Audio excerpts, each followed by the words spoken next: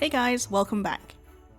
For today's festive bake, we're going to start with some nuts. I'm using 80 grams of pecans, but you can also use almonds, walnuts, hazelnuts, or some combination of the lot. We'll need them to be roughly chopped, finely ground, or somewhere in between, depending how you like it. I usually go for something like this. Next, take a large bowl and add in 80 grams of room temperature butter. If you're using unsalted, remember to add an extra pinch of salt. Give it a head start with a mixer before following up with 33 grams of icing sugar and creaming together until smooth and slightly paler in colour.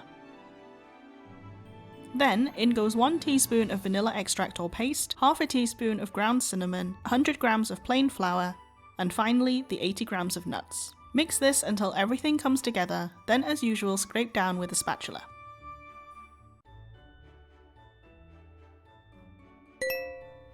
Snowball cookies can be whatever size you want them to be. I usually roll them out to bite-sized pieces, so around 10 grams each or 15 grams for slightly larger ones.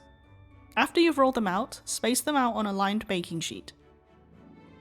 Once all the dough is used up, pop the tray into the fridge for at least 30 minutes.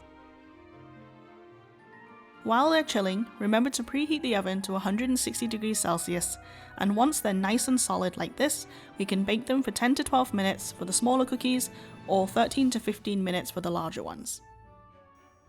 If you want, you can transfer them to a wire rack to cool, but they want to be slightly warm when we start to coat them.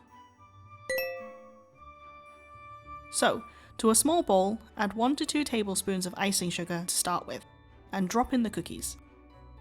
I like to use a fork to push the cookies around with, since the residual heat of the cookies will melt the sugar and it can get a bit messy. And that's it. Thank you so much for watching. I hope you'll join us for more festive bakes in the next one, but until then, happy baking!